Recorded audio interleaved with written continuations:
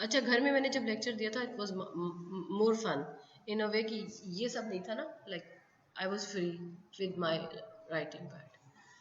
अच्छा, तो बाग एंड स्टारविस की गेम हम कर रहे हैं, इसका नंबर मुझे बताएंगे? आपके पास लिखा हुआ है ना यार, ये ना करो, ये क्या हो गया?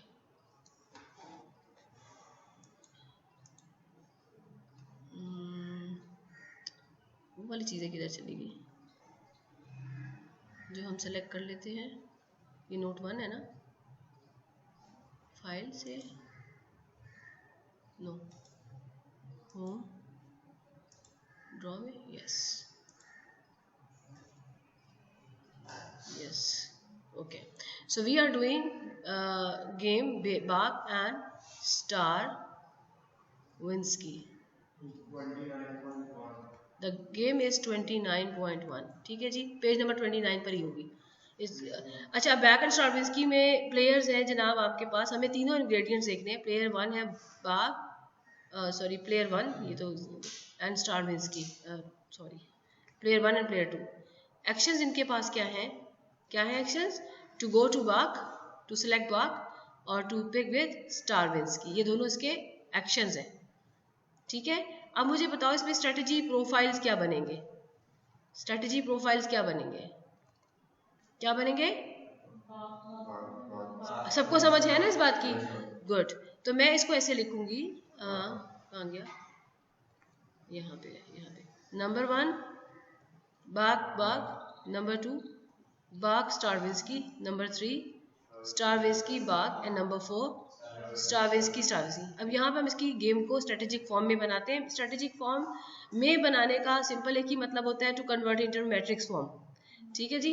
तो let's have here player number 1। Player 1 number 1 is always a row player, he can choose either to go with back and or to go to Stravinsky, यहाँ पे मैं खाली स्टार डाल रही हूँ। he can choose also to go to Bach and he can also choose to go to Stravinsky, and they have this preferences presented in this box where we have 2 rows and 2 columns. The first cell here represent that the both are going to Bach. Who enjoys the most? Player 1. So let's say the one who enjoys the most will get 2. So what player number 2, player number 1 will get from here? 2. What could have been the second best for the player number 1? To go together is the priority, na? Stravinsky. So this item, this cell will get 1. Do they like to go alone? Either to either of the music? No. So Bach will get going alone, nothing. Nothing. क्योंकि उसे पसंद ही नहीं है अकेले जाना। ये rules of the game define कर रही है, मैं नहीं। वो कहता है कि मुझे अगर अकेले जाना पड़ा तो मेरे लिए कुछ नहीं है ये, nothing, I will get nothing, I don't want to go alone without my friend. तो ये रूल्स ऑफ द गेम से हमने डिफाइन किया है कि उन्हें, they prefer to go together to the music of their choice compare to together to the music of others choice is better than if they are going alone to any of the music. ये लिखा हुआ है। Clear हो गया आपको? आगे चले? आपको भी कंफ्यूजन है? ये क्लियर? गुड। तो अगर क्लियर है तो मुझे बताओ प्लेयर नंबर 2 का बेस्ट कौन सा होगा? प्लेयर नंबर 2 का बेस्ट, आपका नाम क्या है बेटा? नहीं नहीं, वो आप नाम बताओ पहले मुझे अपना। हाँ, जीशान। जीशान मुझे बताओ प्लेयर नंबर 2 की नंबर्स क्या लगेंगे? यहाँ पे 2 लगा दूं? यहाँ 1 आएगा। प्लेयर नंबर 2 को क्या पसंद है? What he likes. एंड यहाँ पर दोनों इकट्ठे जा रहे हैं, देखो, are they going together? Is this cell represents Stravinsky? Stravinsky. So यहाँ पे 2 आएगा ना? यस, यू आर राइट, यहाँ पे 2 आएगा। यहाँ पर क्या आएगा? या कर्सर को फॉलो किया करे, 1 आएगा। ठीक है जी, नजर नहीं आ रहा, सॉरी। अच्छा जी, अच्छा ये बताओ यहाँ पर क्या लिखेंगे बाकी 2 में? 0 0। Is it clear to everyone? ठीक है सरमन, चले जी। इसको थोड़ा सा नीचे करके अगर बात कर लोगे ना, मुझे वो बात ना, वो मिक्स होगी। थोड़ा सा मास्क नीचे करके, थोड़ा सा। प्री डिफाइंड है, प्री डिफाइंड है। जो स्टेटमेंट्स होती है ना गेम की, जो सारी स्टेटमेंट है, that statement is only given and rules are given, and looking at the rules you select ordering. That ordering can be any number, यानी 210 की बजाय 321 भी हो सकता था. ये ऑर्डरिंग हमें सिर्फ उधर से दी होती है, नंबर हम खुद सेलेक्ट करते हैं. ठीक है.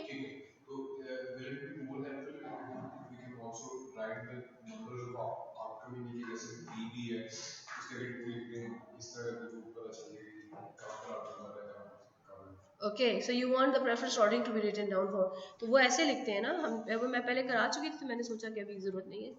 एक तो ये हमेशा गायब हो जाता है. कहाँ है, मिल रहा कहीं पे? ये रहा, ये ओके. देखो प्रेफरेंस ऑर्डरिंग कैसे होती है. Payoff to player number 1, what he likes the best, going together with his friend on Bach. यही है ना. is preferred then player number 1 gets from what, both are going to Stravinsky. is preferred then, so ये जो बाकी दो outcomes हैं उसके लिए इक्वली लाइकली हैं if they are going to Stravinsky और Bach, और payoff to player from Bach and Stravinsky. ये दोनों बराबर है तो मैं इसे ग्रेटर देन नहीं कर सकती. ये इनडिफरेंट है, यानी कि बेसिकली और की बजाय मैं यहाँ पे हम अपना साइन इनडिफरेंस का भी डाल सकते हैं जो हम यूज़ करते हैं. तो बेसिकली ये नंबरिंग अब ये कि इसको प्लेयर नंबर 1 को इस वाले आउटकम से क्या मिलेगा ये मैंने खुद से सोच के लगा दिए हैं कि इसको 2 कह देते हैं, इसको 1 कह देते हैं और इन दोनों को 0 और 0 कह देते हैं, क्योंकि हमने ऑर्डिनल प्रेफरेंस डालनी है तो number does not matter, ordering matters. तो ऑर्डरिंग तो हमें क्लियर हो गई. And similarly, we can write this strategy profile preference ordering for the player number 2 and we can assign numbers. तो पहले मैं ये करती थी, अब मैं क्योंकि अब अंडरस्टैंडिंग हो चुकी है तो मैं अब इसको नहीं करती. अब मैं डायरेक्ट ये मैट्रिक्स बना के इसमें नंबर असाइन कर रही हूँ. और उसमें भी ज़्यादा इजी उस वक्त होता है जब आप एक प्लेयर को फोकस करो, उसके नंबर असाइन करो, सारी ऑर्डरिंग पूरी करो और फिर दूसरे नंबर पे जाओ और उसके नंबर असाइन करो. बुक को आप जरा थोड़ा सा रीड करेंगे ना, जो मैंने आपको पेजेस कहे हुए, ये आपका क्वेश्चन सॉल्व हो जाएगा. ठीक है, तो चलिए जी आगे चलें. अब हमने क्या करना है, इसका सोल्यूशन निकालना है. सोल्यूशन हमारे पास एक तो है नैश. ठीक है, नैश का मैंने आसान तरीका आपको सिखा दिया है. ठीक है, वैसे तो हमारे स्ट्रेटजी प्रोफाइल ये 4 है, इनमें से कोई एक नैश बनेगा, 1 या 2. नैश जरूरी नहीं है कि यूनिक हो, इट कैन बी मतलब मल्टीपल इक्विलिब्रिया भी हो सकता है. तो चेक कर लेते हैं. तो हम कैसे करते हैं, कोई मुझे बताएगा.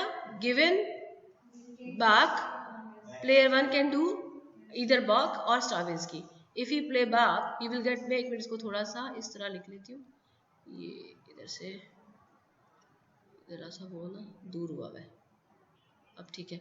So given this कि player number 2 is doing Bach, player 1 can do Bach और Stravinsky. Bach से मिलता है इसको 2, Stravinsky से मिलता है 0. क्या बेहतर है, to play Bach. यहाँ पे एक लाइन लगा ली.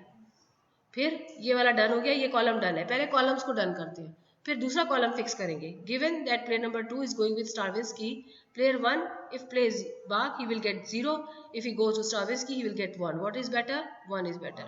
so put a line. जब सारे कॉलम डन हो गए, अब आपने रो को फिक्स करना शुरू करना है. सो फर्स्ट रो फिक्स्ड, इसका मतलब है हम अज्यूम कर रहे हैं कि प्लेयर 1 Bach खेलता है. if he go for Bach, player 2 if go for Bach he will get 1, if he go for Stravinsky he will get 0. what is better, 1. तो मैं इसका कलर थोड़ा सा चेंज करती हूँ ताकि ये पता चल जाए कि ये प्लेयर नंबर 2 की प्रायोरिटीज को शो कर रहा है. इसी तरीके से we are done with the first row. Now we have to fix the second row. given that player number 1 is going with Stravinsky, player 2 going Bach get 0, going Stravinsky get 2. so what is good for him, ये. so do we find 2 of the entries where we have underlines. so इसका मतलब क्या हुआ, ये एक Nash है और ये भी एक नैश है, और इसको हम कहेंगे कैसे रिपोर्ट करेंगे. Nash 1 is Bach and Nash 2 is Stravinsky and पे ऑफ जो इनके आते हैं, इसका आता है जी 2 1 और इसका आता है 1 2. ये इस तरह से ही आपकी गेम सॉल्व हो गई है फॉर द नैश. अब नैश के बाद आपने दूसरा काम क्या करना होता है, दूसरा सोल्यूशन जो सा मर्जी कह दो, ये हमने खुद नाम रखे. मैंने सिर्फ रिपोर्ट किया है कि बेसिकली मेरे पास 2 नैश आए, इसमें वो कोई डिस्क्रिमिनेशन नहीं है कि कौन सा 1 है 2 है. और यहाँ पे हम करेंगे dominant strategy method. Dominant strategy method, ठीक है. अब डोमिनेंट स्ट्रेटजी में हमने देखना होता है कि डोमिनेंट स्ट्रेटजी कौन सी. I am doing it again, so I am making it again.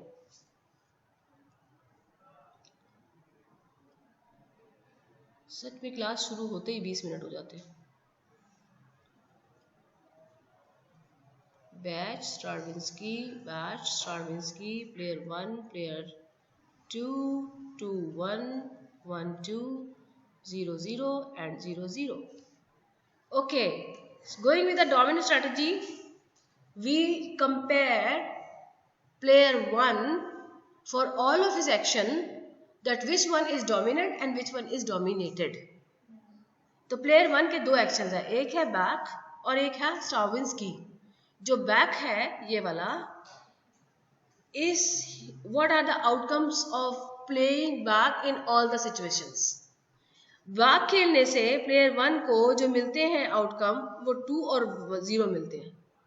Comparing this with the Stravinsky outcomes get 0 and 1. So comparison कैसे होगा? बैक वर्सेस स्ट्राविंस्की क्या मिल रहा है? 2 versus 0 better, 2 is better, but 0 versus 1 is not comparable. एक में वो better है और एक में ये बेटर है। तो इन दोनों में से सो player 1 does not has any dominant strategy. He does not have any dominant strategy. ठीक है जी। उसके बाद हम जाते हैं we are done with the player 1 analysis. अब क्या करेंगे हम? प्लेयर 2 का इसी ग्राउंड्स पे एनालिसिस करेंगे। सो प्लेयर 2 भी 2 चीजें कर सकता है, इधर टू गो विद बैक और to go with Stravinsky. Bach give him 1 versus 0, 1 is better, but 0 versus 2 not comparable. So हम क्या लिखेंगे? Player 2 does not have any dominant strategy. ठीक है। अब किसी एक प्लेयर की अगर डोमिनेंट स्ट्रेटजी आती है ना तो कोई ना कोई स्ट्रेटजी डोमिनेटेड हो जाती है, क्योंकि डोमिनेटेड को खत्म कर देती है। Got it? जैसे प्रिंसेस डायलेमा में confess was a dominate strategy and confess denial जो था ना वो डोमिनेटेड थी। Got it? तो जब भी कोई डोमिनेंट स्ट्रेटजी आएगी तो डोमिनेटेड भी आ जाएगी, लेकिन यहाँ पर क्योंकि डोमिनेंट नहीं है तो कोई डोमिनेटेड भी नहीं आएगी। सम टाइम ऐसा होता है गेम के अंदर के you start with the row and you did not find any dominant strategy, then you start with the column, क्योंकि अभी आपने कॉलम को नहीं किया। एंड यहाँ पर तो खैर कॉलम की भी नहीं निकली, but it is quite possible that you may get some strategy which is dominant and dominated by column. Then what you do, you cut the dominated one. तो गेम में से वो कॉलम आउट हो जाएगा। जब गेम में से वो कॉलम आउट हो जाएगा तो ऑल टुगेदर गेम चेंज हो जाएगी दोबारा से। And then you will go back to player number 1 and quite possible that right now after the second stage you may get some of the strategy for player number 1 as dominant one. So you will cut out the dominated. So what is happening here? You are getting dominant strategy for player number 1 not in the first go but in the second go. तो in that case अगर इस तरह से game solve होती है तो that solution is called iterated dominant strategy equilibrium. You getting one point?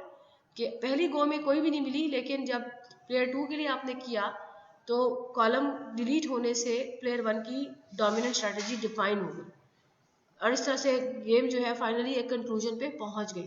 तो ये जो कंक्लूजन आएगा वो भी एक इक्विलिब्रियम आएगा, लेकिन उसको कहेंगे आइटरेटेड इक्विलिब्रियम है, वो आइटरेशंस के बाद आया है। ठीक है। लेकिन अगर फर्स्ट गो में ही सपोज करो कि प्लेयर 1 के पास 3 एक्शंस हैं, प्लेयर 2 के पास भी 3 एक्शंस हैं, पहले गो में जब आपने कंपैरिजन किया तो प्लेयर 1 के 2 डोमिनेटेड हो गए। डोमिनेटेड का मतलब है वो कट गए गेम में से। ठीक है। तो इसका मतलब है जब आप कॉलम की तरफ जाओगे तो फिर आप उसको जब 3 कॉलम्स को कंपेयर करोगे तो हो सकता है कि उसके भी 2 कॉलम्स कैंसिल हो जाए, तो एंड पर क्या बचने वाला है फिर 1। तो ये क्या है? ये अब है डोमिनेंट स्ट्रेटजी, इसमें आइट्रेशन नहीं आई। आइट्रेशन का मतलब होता है पहले प्लेयर 1 किया, फिर प्लेयर 2 किया और फिर दोबारा प्लेयर 1 पे आना पड़ा। यानी इक्विलिब्रियम एक ही गो में नहीं आया बल्कि 2-3 मूवमेंट्स के बाद आया। That will become iterated dominant strategy. और जो पहली ही गो में सारी रोज की कैंसिल हो गई फालतू वाली और फिर कॉलम की कैंसिल होगी, ये इट इज कॉल्ड मतलब working starting with the player 1 and going to player 2 is 1 iteration.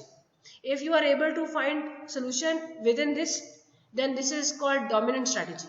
But if you completed 1 and 2 and then you came back to 1 and went to 2, that is that first iteration में result नहीं आया, you moved on to the second iteration, तो उसको फिर हम क्या कहेंगे, उस सोल्यूशन को आइटरेटेड डोमिनेंट स्ट्रेटजी मेथड. मैं ऐसा करूंगी कि मैं कुछ थोड़ी सी ना एक दो एग्जांपल पोस्ट कर दूंगी, अभी मेरे पास है नहीं, तो मैं बना के कुछ आपको कर दूंगी जिसके अंदर एक के अंदर स्ट्रिक्ट डोमिनेंट आ रहा होगा और दूसरे के अंदर आइटरेटेड डोमिनेंट आ रहा होगा, और कुछ ऐसी भी होंगी जिसमें आएगा ही नहीं. ठीक है, तो अगर नहीं आएगा तो आप तीनों मेथड ट्राई करते हो, नैश भी, डोमिनेंट भी और आइटरेटेड डोमिनेंट भी, एंड देन सी कि किससे सोल्यूशन आता है किससे नहीं आता. Got it? आगे चले. अब मैं इसको यही पे फिनिश कर रही हूँ और मैं I am moving on to the next game. क्या है ये? या स्टैग हंट वाली गेम. मैचिंग पेनी को छोड़ दें, ये आप खुद समझ लेंगे. ये जीरो सम गेम कहलाती है. इसके जो आउटकम है ये रूल्स ऑफ द गेम के हिसाब से डिफाइंड है. जब आप इसको लिखोगे तो आपको समझ आ जाएगा कि 1 - 1 आया. जीरो सम किसको कहते हैं? कि जिसकी हर एंट्री का सम जो है वो जीरो आना चाहिए. तो इसमें एक का गेन दूसरे का एग्जैक्टली लॉस के बराबर होता है. बात समझ में आई है? इस वाले आउटकम में हेड हेड में प्लेयर 1 गेन कर रहा है तो उतना ही लॉस है प्लेयर 2 का. जितना गेन है एक का उतना ही लॉस है दूसरे का. इसको जीरो सम कहते हैं. और जीरो सम के लिए जरूरी नहीं है कि 1 और -1 हो. k - k, you understand? k can be any number, 2 - 2, 3 - 3, whatever, but it has to be zero sum game. एक और गेम्स होती है उन्हें कांस्टेंट सम गेम कहते हैं. कांस्टेंट सम का क्या मतलब है कि जो पे ऑफ होते हैं ना विद इन द सेल, उनका सम जो है कांस्टेंट नंबर आ जाए, नॉट डिफरेंट फ्रॉम जीरो, तो that is called constant sum game. लेकिन जो इकोनॉमिक्स है उसके अंदर जीरो सम गेम जो है वो वेल नोन है कि एक का गेन दूसरे को लॉस है, क्योंकि हम बिलीव करते हैं कि इस पे कि लिमिटेड रिसोर्सेज है और अनलिमिटेड वांट्स है, और जब one person is getting one thing, gaining one thing, so it is at the cost of other. जैसे अगर सपोज करो इकॉन 406 का कोर्स है, इसकी 35 सीट्स है, मैक्सिमम 40 पे चली जाती हैं, तो first 40 who will come will be served at the cost of those who were waiting in line. So the gain of you were there because somebody else, you are replacing somebody else. Got it?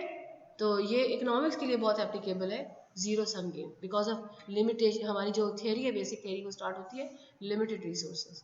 So we always have to face the trade off, opportunity cost for somebody. Okay, moving on. ये solution वैसे ही आ जाएगा, कोई इसमें issue नहीं है. और फिर आगे चलते हैं. इसको हम कहते हैं, इसका नाम जो है ना, प्रॉपर नाम लिटरेचर में इसका नाम है गेम विद कॉन्फ्लिक्ट. कॉन्फ्लिक्ट क्यों? क्योंकि एक का गेन दूसरे का लॉस है. गेम विद कॉन्फ्लिक्ट है ये. और गेम विदाउट कॉन्फ्लिक्ट क्या होगी? जहाँ पर आपका एटीट्यूड सेल्फ मैक्सिमाइजेशन नहीं होगा बल्कि ऑल्ट्रुइस्टिक होगा. सो वो गेम्स विदाउट कॉन्फ्लिक्ट हो जाएंगी. सो ये सारा डिस्कस है, प्लीज आप इसको पढ़ लेना. Coming to the stag hunt game. Stag hunt game क्या है? ये बहुत इंपॉर्टेंट गेम है जो मैं करवाना चाह रही हूँ. स्टैग हंट गेम, स्टैग को समझते हैं? स्टैग क्या चीज होती है पता है ना? एनिमल है ना, एक बारहसिंगा कहते हैं ना उसको उर्दू में. तो बारहसिंगा वो जो होता है बड़ा, एक स्टैग है और एक है हेयर. हेयर होता है रैबिट बड़ा वाला. ठीक है. हंटर्स है. हंटर्स दो भी हो सकते हैं, दो से ज्यादा भी हो सकते हैं. गेम क्या है? दो, सपोज हम 2 हंटर से शुरू करते हैं ताकि इजी समझ लगे. 2 हंटर है और वो जंगल में शिकार करने जाते हैं. ठीक है. और रूल्स ऑफ द गेम ये है कि वहाँ पर स्टैग्स भी हैं और वहाँ पे हेयर भी है. स्टैग शायद 1 ही है. और स्टैग जो है अगर वो हंट हो जाता है तो अगर 2 प्लेयर है तो उनमें आधा आधा शेयर हो जाएगा. और स्टैग के लिए जरूरी है that everybody, each of the players should go for the stag. If all of the players are running after stag, then it would be possible to catch the stag. If any one of is deviating, then stag cannot be hunt. Now the situation is, if they both go for stag, they will be able to capture it and half of its share. If both are going for hare, each one will get hare. If player number 1 is pursuing for the stag while the player number 2 is going for the hare. In this case, because the rule of the game is that they both have to be running after stag to capture it, stag will run away. So what player number 1 will get? Nothing, because he was pursuing for the stag. बेटा आप पढ़ रहे हो या आप कुछ और कर रहे हो? हाँ, ये मोबाइल पे क्या हो रहा है? ना करें, क्लास में फोकस करें, ठीक है? क्योंकि ये इस गेम के बहुत सारे वेरिएंट्स हैं, तो ये अगर आपको बेस नहीं समझ आएगी तो वेरिएंट्स तो बिल्कुल समझ नहीं आएंगे। तो यहाँ तक बात समझ में आ गई कि स्टैग और हेयर में पहले वाला प्लेयर उसको कुछ नहीं मिलेगा। कुछ नहीं का मतलब होता है जीरो, और जो हेयर के पीछे जा रहा है उसको एटलीस्ट हेयर मिल जाएगा। तो एज्यूम कर लें कि ये जो प्रेफरेंसेस इस तरह से हैं कि half of the stag is better than hare is better than nothing. Okay, half of the stag is better than hare and is better than nothing. तो अगर मैं आपके सामने रखूं strategy profiles for player number 1, आपने मुझे बताना है। पहला प्रोफाइल है स्टैग, और हम अगर प्रेफरेंस ऑर्डरिंग इस तरह बना रहे हैं कि बेस्ट को 2 कह दें, सेकंड बेस्ट को 1 कह दें और लास्ट को 0 कह दें, तो स्टैग में प्लेयर 1 को क्या मिलने वाला है? ओके, हेयर में उसको क्या मिलने वाला है? 1। और स्टैग हेयर में उसको क्या मिलने वाला है? Stag for the player 1 and hare for the player 2। Very good, perfect. And hare stag में एक्सीलेंट। सबको समझ में आ रहा है ये? इसका मतलब है मुझे सारी कहानी लिखने की जरूरत नहीं, I am just writing the box strategic form, ठीक है? बाकी सब कुछ आपको समझ में आ गया। चलो जी, नोटपैड पे वापस आते हैं, यहीं पे लिख देती हूँ मैं स्टैग हेयर। इसको कहते हैं स्टैग हंट गेम, और इसका नंबर भी मुझे प्लीज बता दें, नंबर भूल जाते हैं हर दफा मैं देख लेती हूँ इधर से। इट वॉज ये था ना, ये पेज ये है जी 18.1 गेम, ये है 18.1। अच्छा जी, सारी कहानी मैं नहीं लिख रही, I am just writing the box. Okay, so player number 1, player number 2,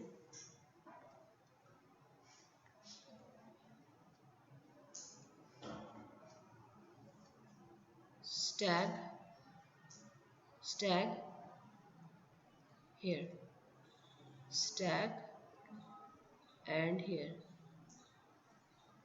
क्या मिलेगा? क्या आउटकम आएगा इधर पे? 2-2, वेरी गुड। और यहाँ पर वेरी गुड, और यहाँ पर 1-0, और यहाँ पर एब्सोल्युटली राइट। ठीक है जी, तो अब हम देखते हैं कि इसमें नैश क्या आएगा। नैश ही देखते हैं, डोमिनेंट छोड़ो। ये देखो, given this 2 versus 1, what is better? Here is 0 versus 1, 1। ये हो गया, we are done with player 1। Player 2 stag, given this 2 versus 1 for hare 0 versus 1, क्या नैश आ रहा है? नहीं, स्टैग एंड हेयर राइट। तो नैश 1 आपका आ रहा है स्टैग। इसका मतलब क्या है? या तो दोनों भागेंगे,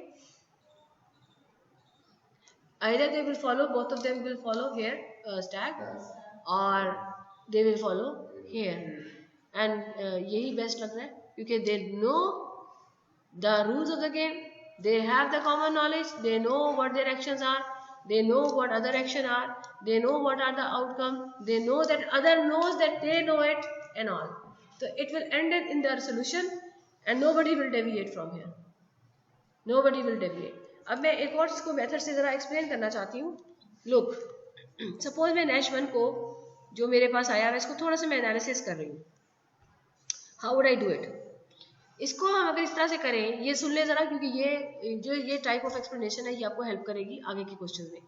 कि अगर मैं इसको देखना चाहूँ कि how come it becoming Nash, तो जो मेरा पुराना वाला मेथड था उसको मैं फॉलो कर रही हूँ कि given that player number 1, player number 2 is fixing with Stag, what is better for player number 1? He has 2 options, either he can go for here or he can go for stag. In this case, if he go for here, he will get 1, and if he go for stag, so he will get 2. So this represents, it says that S is the best strategy for player number 1. ठीक है, इसी तरह से अब हम करेंगे given that player number 1 is fixing with stag, and this is what is the assumption of player number 2, that player number 1 is going for stag. Now he is thinking what is best for him. If he go for here, he will get 1, and if he go for stag, he will get 2. So what is it best for him? Yes, it is also best for him. So since it has both the stars, so this is a strategy profile in which no one will be deviate, and that's why it's called Nash equilibrium. ठीक है. अब suppose करें कि हम इसी game को enlarge करते हैं. We started with 2 players and now we want to work with the n players. कितने players हैं? n players. अब n का क्या मतलब है? n players का मतलब होता है जी 1 2 3 so on till n. कितने कॉलम्स बनेंगे? n. कितनी रोज बनेंगी? n. और बीच में डॉट डॉट डॉट. ठीक है. तो it may not be understandable that what kind of results we are going to have. इस अगर हमारे पास n प्लेयर आ जाए, ये गेम है जिसको मैं बताना चाह रही हूँ. अगर हमारे पास n प्लेयर आ जाए तो how do we solve it? तो व्हाट वी डू कि हम उसके सब केसेस से शुरू करते हैं. We start with minimum and keep on adding and then generalize the result for n. We start with 2 then 3 may be 4. 2 से 3 में जाने में ही आपको एक जनरल रिजल्ट नजर आ जाता है. तो हम फिर वो अप्लाई कर देते हैं n के लिए. अगर राइट अवे हमें n सॉल्व करना पड़ जाए तो we can not do it until we know some calculus.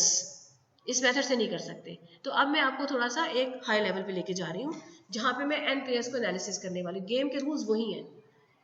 n players all go with stag, able to catch the stag and stag will be distributed among them.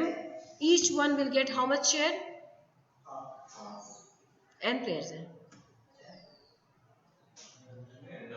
अगर तीन players हो तो कितना share होता है? 3 शेयर. तो उसको हम उस फ्रैक्शन को क्या कहेंगे? ईच 1/3. अगर 4 हो तो 1/4 और अगर n हो तो perfect. 1/n is a share of every player if there is n players game. Got it? तो अब और उनको जो 1/n है that share is preferred to 1 here. Got it? कि अगर सारे स्टैक के पीछे भागते हैं stack will be caught, get 1/n share which is preferred over if they are able to get here. Got it? is preferred to if they are getting nothing. तो मैं अब इस गेम को सॉल्व करने लगी हूँ इन प्लेयर्स के लिए स्टार्टिंग विद या इस पहले भी शुरू में इंट्रोड्यूस किया जाता है. इवन वो था कि जितनी गेम होती है उसमें मोस्ट रैशनल जो एक्शन है किसी प्लेयर का वो डोमिनेंट स्ट्रेटजी का मेथड है उसके थ्रू हम चेक करते हैं कि नेशनल इक्विलिब्रियम को बता रहा है कि यहाँ पे जो सबसे रैशनल मुझे ठीक लग रहा है अगर उसको प्रेजेंट रिलेट करो तो अगर दोनों हेयर के लिए जाए वो आपको क्यों रैशनल लग रहा है? जब स्टैक से उनको 2-2 आउटकम मिल रहा है तो वो क्यों नहीं रैशनल है? वो सबसे ज्यादा रैशनल है. लेकिन अगर दूसरा जो प्लेयर है उसने अगर वो देखते हैं वो व्हाट इज रैशनैलिटी? एक मिनट. What is rationality? रैशनैलिटी मतलब ये है कि you end up having something compare to nothing. Rationality यही है ना. तो अगर दोनों स्टैक के लिए जाते हैं तो they both are better off. ठीक है. जो बेस्ट आपका डिसीजन होता है वो वही होता है जिसमें इन ऑल पॉसिबल सिनेरियोज आपको वो डिसीजन है वो आपके लिए हाईएस्ट पॉसिबल आउटकम जनरेट करेगा. जैसे प्रिफरेंस डायलेमा में दोनों जो है वो दोनों गोल पड़े तो क्या कहते हैं सेवियर ले लेंगे एक गोल पड़ा तो उसका क्वाइट रन 3-3 और 1-1 था तो वो सबसे रैशनल जो आउटकम है वो था. तो यहाँ पर हम जो रैशनल जो आउटकम है वो इस मेथड से रैशनैलिटी इसमें डेफिनेटली है क्योंकि कॉमन नॉलेज है. आप दोनों प्लेयर हो या हम दो प्लेयर्स हैं. मुझे पता है कि I have Stag in hand, you know that you have Stag in hand, I know that you have Stag in hand and you know that I know that you know Stag in hand. Common knowledge समझ आ रही है. तो इसका मतलब यह है कि जो भी मैं कर रही हूँ मेरे पास क्या एक्शन है किसके लिए मैं जा रही हूँ you know it. So you find me pursuing Stag. So you have 2 options to go with. Here you are stag. So what is better for you in this situation? 2 versus 1. What rationality says? You should go for 2. And that is only possible if you follow the stag. And that's what we are having as a Nash equilibrium stag. And same analysis go with me. Okay, if I see you, you are following stag. So given that the common knowledge, given that the knowledge of the outcome and everything, I find it better and rational that I should go for stag. So इसका मतलब है this stag decision is rational for both of us. Compared to a hair wala, again it is rational. If I am first player and I go for hair and you know everything because you have common knowledge, so what is rational behavior for you? To go for stag or go for hair? Of course you know that if you go for stag you will get nothing. In comparison, if you go for hair you will get at least 1.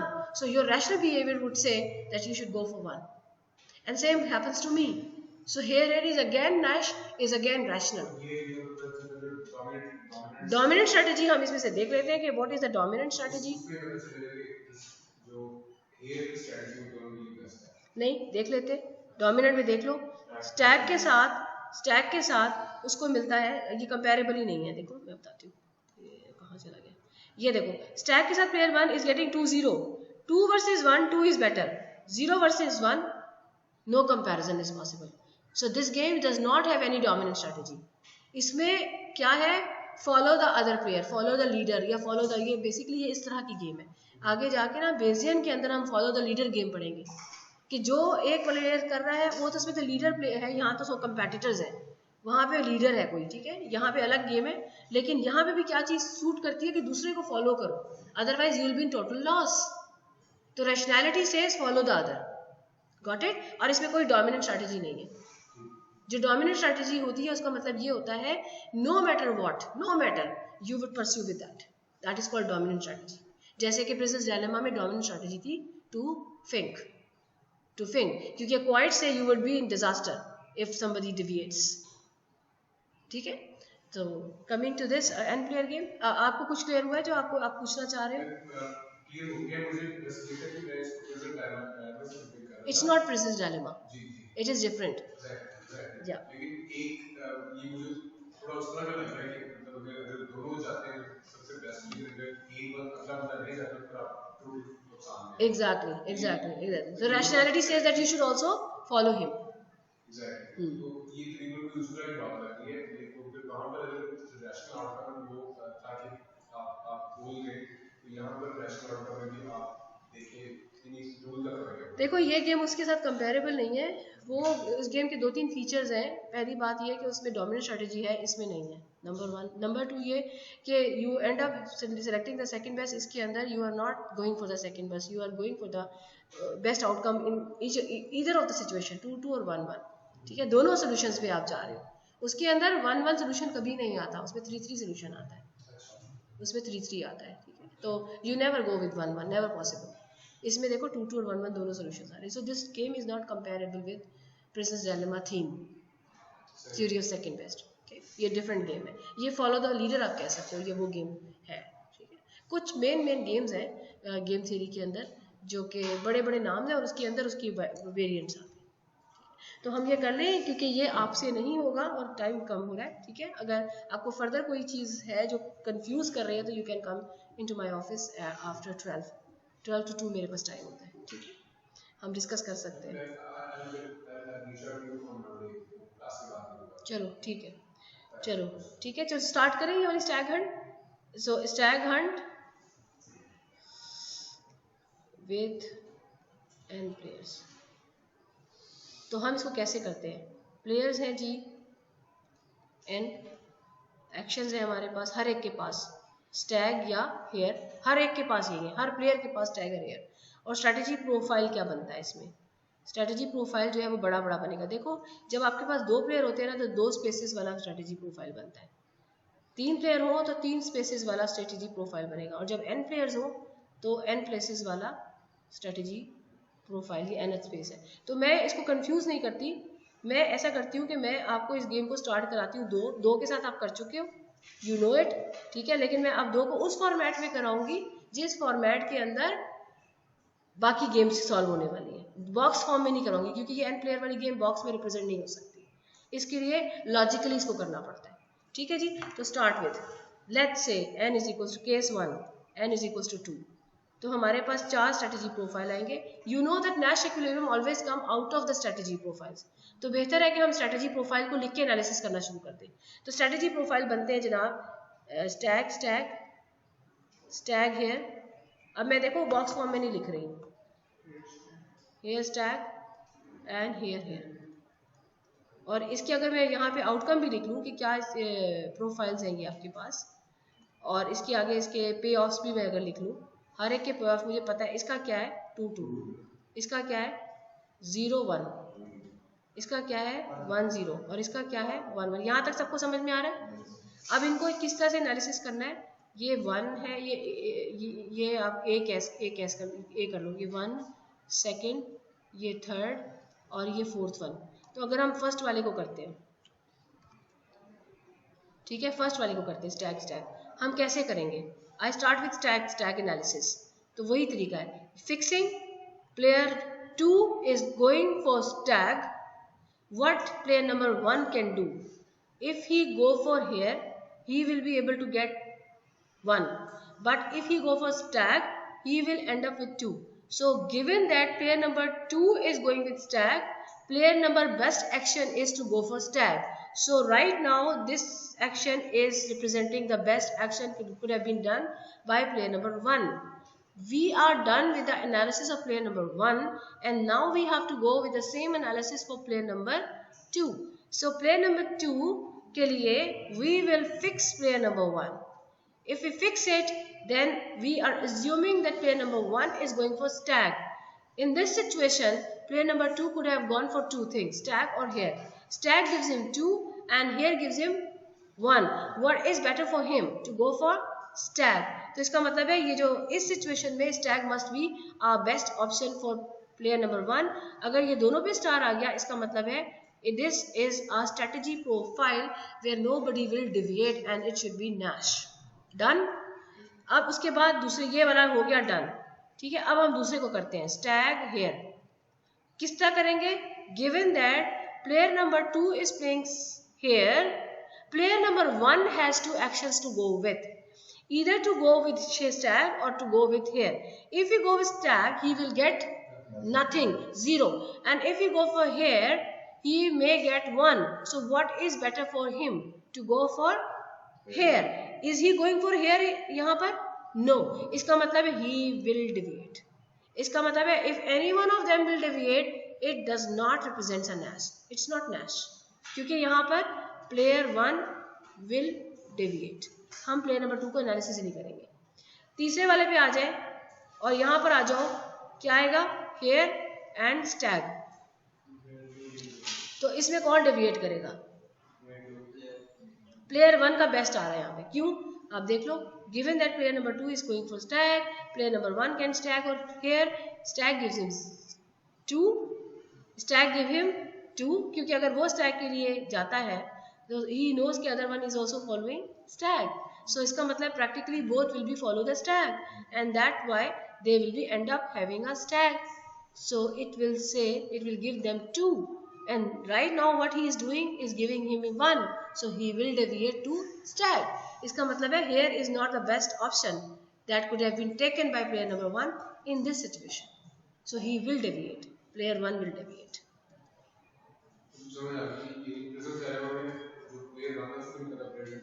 नहीं, उसे पता है, उसे पता है, common knowledge है, सब कुछ पता है. सॉर्ट ऑफ, हाँ सॉर्ट ऑफ. जिस तरह आप कह रहे हो अलग अलग इंटेरोगेशन हो रही है, इस वजह से उसको ये तो पता है कि वो ये कर सकता है, लेकिन ये नहीं पता कि वो ऐसे डेविएट. उसे कुछ और बातें भी पता है. उसे ये भी पता है कि प्लेयर नंबर 2 का बेस्ट एक्शन ये है कि वो डेविएट करे तो उसे बेटर मिलता है, और ये कॉमन नॉलेज है. ये that leads him to choose the second best. हाँ जी. तो अब आखिरी वाले को देख लेते हो, हेयर एंड हेयर. ठीक है, इसका एनालिसिस सर मत जरा जल्दी से इसका एनालिसिस करो. गिवन प्लेयर 2 जल्दी going for hair,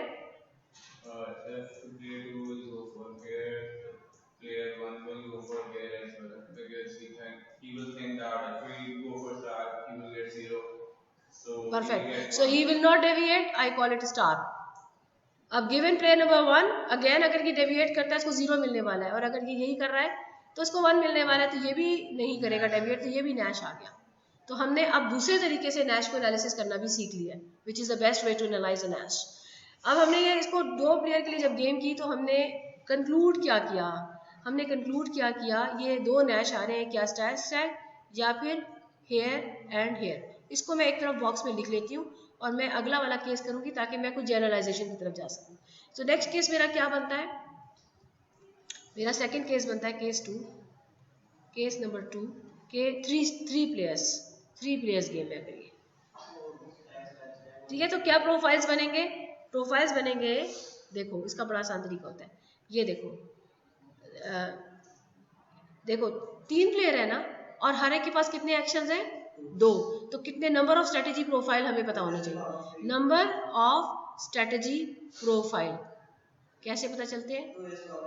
exactly 2 player 1, देखो ऐसे लिखते हैं, ये द बेस्ट होता है, player 1, player 2, player 3, 2 with by player 1, 2 action can be played by player 2 and 2 action could have been played by 3, तो इस 8 इस तरह ऐसे करना क्यों बेहतर होता है कि कभी कभी ऐसे भी होता है कि प्लेयर 1 के पास 2 है, प्लेयर 2 के पास 3 एक्शन प्रोफाइल है, एक्शंस है, तो फिर 2 क्रॉस 3 क्रॉस लाइक इस तरह से, फिर पावर वाली बात नहीं रहती ना, गॉट इट। तो इस तरीके से अब इसका मतलब है हमें पता है 8 स्ट्रेटेजी प्रोफाइल बनने हैं, 8, और वो कैसे बनेंगे, अब उसको बनाना कैसे है। एक तरीका होता है ट्री डायग्राम, जो कि 2 और 3 प्लेयर्स के साथ गुड है, लेकिन 4, 5, 6 प्लेयर के साथ बहुत मैसी है, तो हमें कोई और टेक्निक सीखनी पड़ेगी so that we can make as much strategy profile as we require. तो उसका तरीका क्या है, पहले तो मैं यहाँ पे नंबरिंग करती हूँ, ठीक है जी, 1 2 3 4 5 6 7 and 8, ठीक है जी। पहला आप स्टार्ट करो कि तीनों प्लेसेस पे स्टैग है, तीनों जा रहे हैं फुल स्टैग, फिर नेक्स्ट पे आप चेंज करना शुरू करो, लास्ट प्लेस से चेंज शुरू करो, hare, the hare could have come in the last place, it could have come in the second place, it could have come in the first place. इस तरीके से 2 स्टैग और 1 हेयर वाली outcome पूरी हो जाएगी। सो बेसिकली आपके पास strategy profile बनेंगे, एक जिसमें तीनों के तीनों स्टैग के लिए जा रहे हैं, दूसरी जिसमें 2 स्टैग और 1 हेयर, तीसरी 1 स्टैग और 2 हेयर, चौथी ऑल हेयर। ये एक्शंस हैं आपके, और इन्हीं केसेस को फर्दर आपके और केसेस बनेंगे based upon different arrangements. You getting my point?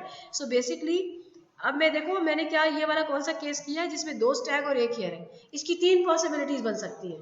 What are those possibilities? Stag, hare, stag, ठीक है, और लास्ट पॉसिबिलिटी ये तीसरी चौथा नंबर आएगा ना, हेयर, स्टैग, स्टैग।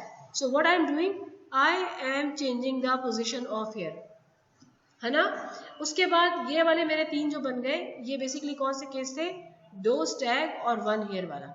ये कौन सा केस था, 3 स्टैग वाला। अब आगे हम जाएंगे कौन से वाले केस में, मतलब बेसिकली इसको आप कह सकते हो 3 स्टैग 0 हेयर, इसे कह सकते हो 2 स्टैग 1 हेयर, और अगला क्या बनना चाहिए, 0 hare 1 hare and then 2 hare, तो 1 स्टैग और 2 हेयर बनेगा ना। तो अब मैं वो बनाती हूँ 1 स्टैग और 2 हेयर, सही है ये। अब इसमें देखो स्टैग 1 है और हेयर 2 है, तो आप किस तरह से डिफरेंट कॉम्बिनेशन बना सकते हो कि जो चीज 1 है ना उसके प्लेसेस को चेंज करना शुरू कर दो। तो आप क्या कर सकते हो, आप कर सकते हो हेयर, स्टैग, हेयर, ठीक है। सरमत को बोरियत हो रही है क्योंकि उसको लग रहा है इतनी आसान चीज को मैं इतना मुश्किल क्यों बना रही है, लेकिन मैं बताऊं सरमत, हाँ लेकिन मैं बताऊं क्यों मैं बना रही हूँ, क्योंकि ये आसान है, लेकिन जब आप n के लिए करोगे ना तो ये मेथड आपको इंट्यूशन देगा, 2-3 के लिए तो कोई भी नहीं कर लेगा, 4-5 के लिए और कॉम्प्लिकेटेड केसेस के लिए इस मेथड से इंट्यूशन मिलेगी। तो 1 स्टैग एंड 2 हेयर, और आखिरी वाला क्या होगा, 0 स्टैग एंड 3 हेयर, तो basically 3 hare, here we go, और we have not missed any, इस तरीके से we have not missed any, ठीक है जी। तो आगे मैं आपको बताऊंगी कि इससे कम में भी काम ये गुजारा हो जाता, आपकी गेम सॉल्व हो सकती थी, जरूरी नहीं कि सारे लिखे जाए, लेकिन इस स्टेज के ऊपर नहीं बताऊंगी मैं, ताकि आपको ये हैबिट हो कि किस तरीके से चीजों को परस्यू करना है, ठीक है। शॉर्टकट डायरेक्ट नहीं बताते।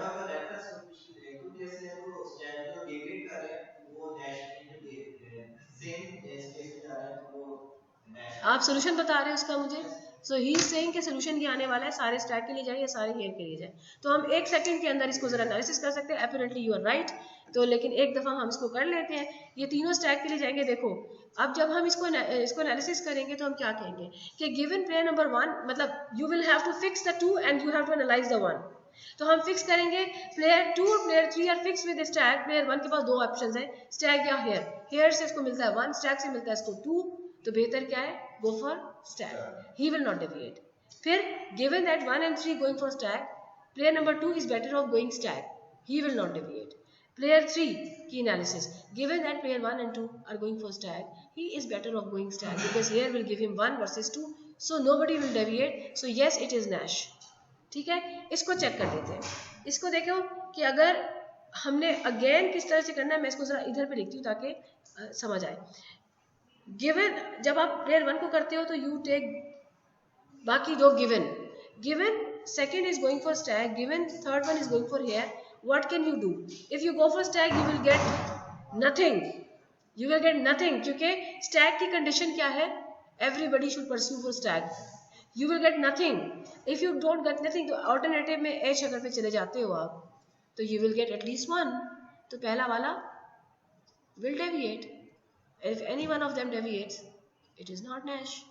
तो जिस अगर मैं वैसे इसको आगे देखना चाहूँ समझने के लिए कि हमें पता है 1 डेविएट कर जाएगा, सपोज मैं 2 का एनालिसिस करती हूँ, 2 के लिए भी वही लॉजिक है, ही नोज कि एक हेयर के लिए जा रहा है और एक स्टैग के लिए जा रहा है, तो उसके लिए बेस्ट है कि वो भी हेयर के लिए जाए, क्योंकि पता है हेयर तो स्टैग तो कैप्चर होना नहीं, तो ही विल डेविएट. तीसरे को चेक करो क्या वो डेविएट करेगा कि नहीं, मुझे ये सवाल है असल, क्या तीसरा वाला डेविएट करेगा, क्या उसके लिए डेविएट करना बेहतर है कि नहीं, है कि नहीं है, किस तरह से, क्योंकि गिवन दैट पहला और दूसरा are going for stag, he has 2 options, hare और स्टैग.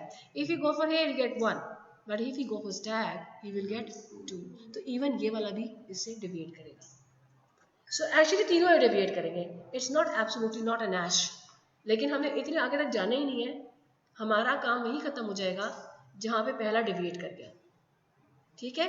अच्छा, तो बेसिकली ये सब नैश नहीं निकलेंगे. नैश फाइनली कौन सा निकलना है, ये वाला. तो बेसिकली आप क्या कह रहे हो, कंक्लूजन क्या है, पिछले वाले में भी सारे के सारे अगर स्टैग के लिए जा रहे थे दैट वाज नॉट, सारे go for hare is a Nash, इसमें भी यही आ रहा है, all go for stag is Nash, all go for hare is a Nash. तो फाइनली एन के लिए आप क्या कंक्लूड करोगे, in n pair Nash is first all go for, sir एक सेकेंड, फॉर स्टैग, और second is all go for hare. और strategy profile कैसे लिखेंगे, स्टैग स्टैग स्टैग टक टक टक Stag, hare hare, so on, sorry hare. हाँ जी, ये कंफ्यूजन आ जाता है और हमें मजबूरन यही बर्दाश्त करना पड़ता है.